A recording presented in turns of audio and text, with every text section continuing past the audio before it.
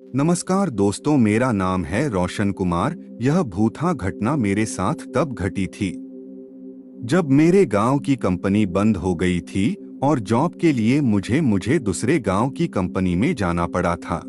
उस नई जॉब पर जाने के लिए मुझे हर रोज एक छोटी सी वीराना घाटी को पैदल ही पार करना पड़ता था। वहां से बहुत कम लोग गुजरते थे। मैंने घाटी के बारे में गांव के लोगों से भूत प्रेत की काफी सारी बातें सुन रखी थी। वीरान घाटी की दहशत इतनी थी कि शाम होने के बाद उसके नजदीक भी कोई नहीं जाता था। लेकिन मेरी किस्मत को कुछ और ही मंजूर था। नई कंपनी में अचानक से नाइट शिफ्ट शुरू हो गई थी और पहली ही शिफ्ट में भी नंबर लग गया। अब मुझ पर रात के समय में घाटी से पैदल जाने की नौबत आ गई थी। यह बात मैंने सबसे पहले जाकर मेरी पत्नी मीरा को बताई। उसने बड़े प्यारे स्वरों में कहा, परेशान मत होना रोशन जी, ये दिन भी बीत जाएंगे। फिर हम दोनों में घर का कुछ कीमती सामान बेचकर मेरे एक दोस्त की पुरानी बाइक खरीद ली। रात को मैं सही समय पर घर से अपनी बाइक पर निकला। जब मैंने घाटी में प्रवेश किया तब वहां मुझे एक परिंदा तक नजर नहीं आ रहा था। लेकिन घाटी के बीचों बीच पहुंचने पर अचानक से मेरे आसपास ठंड बढ़ने लगी और कहीं से घना कोहरा जमा होने लगा था। जब मैं उसे कोहरे से बाहर निकला तब मुझे बाइक कुछ वजनदार लग रही थी। हालांकि उस बात पर मैंने ज्यादा ध्यान नहीं दिया था।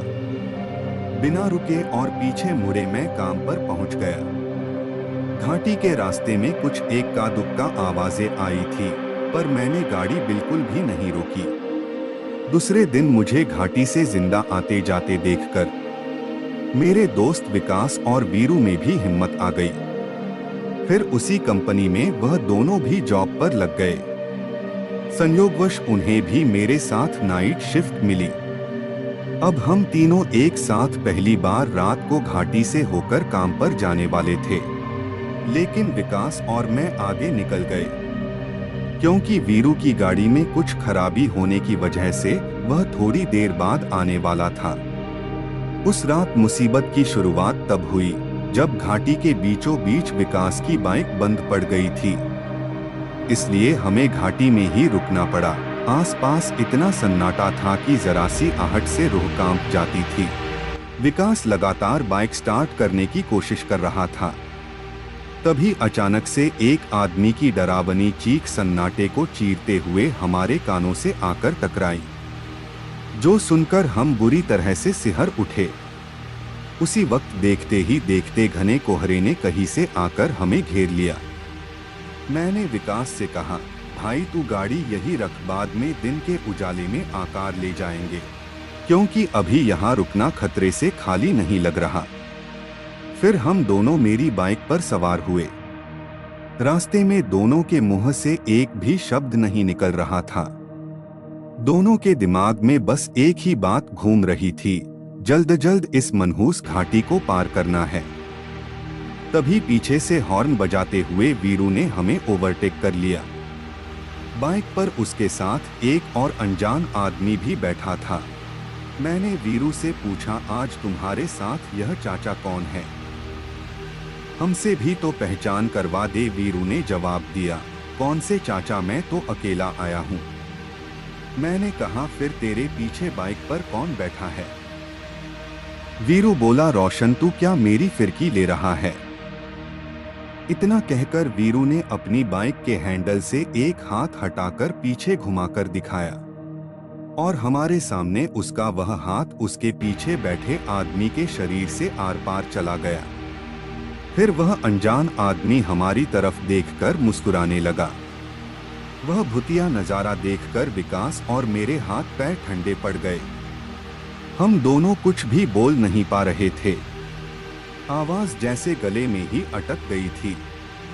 फिर मैं गाड़ी उसके आगे भागने की कोशिश करने लगा, पर गाड़ी नहीं आगे जा रही थी और नहीं उसमें ब्रेक लग रहा था। उस वक्त मुझे लग रहा था कि बाइक का हैंडल तो मेरे हाथ में है, पर चलाने वाला कोई और है। हम वीरू की तरफ ना देखने की कोशिश कर रहे थे। विकास ने मुझे कसकर पकड़ के रखा था। हम दोनों डर से कांप रहे थे। वीरू हमारी बाइक के बराबर बाइक चलाने लगा और हमारी नजर ना चाहते हुए भी उस भूत पर पड़ रही थी। वह अभी भी हमारी तरफ ही देख रहा था। उसके चेहरे पर एक शैतानी मुस्कान थी। बस वह देखकर हमारी फट के हाथ में आ चुकी थी।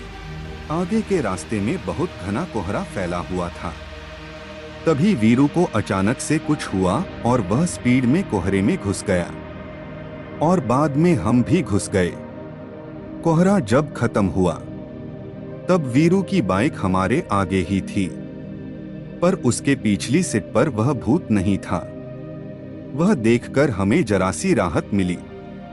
घाटी अब खत्म होने ही वाली थी।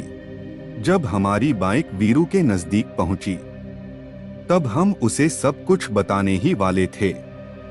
उससे पहले ही वीरू बोला, अब तुम दोनों बताओ, कोहरे में से ये कौन से चाचा को उठा लाए हो? ट्रिपल सीट बाइक नहीं चलानी चाहिए, मालूम है ना? वीरू के मुंह से वह बात सुनकर मेरे पीछे बैठे विकास ने बाइक की सीट गीली कर दी और डर के मारे मैंने बाइक से नियंत्रण खो दिया। इसी वजह से मेरी गाड़ी रोड साइड वाले दलदल में घुस गई। वीरू ने हमें पास वाली कंपनी के हॉस्पिटल में पहुंचाया। हम दोनों को काफी चोट लगी थी, लेकिन हाथ पैर और सिर सलामत थे। बाइक दलदल में घुसने की वजह से हम बच गए, पर वीरू हैरत में जरूर था कि आखिर उस समय हुआ क्या।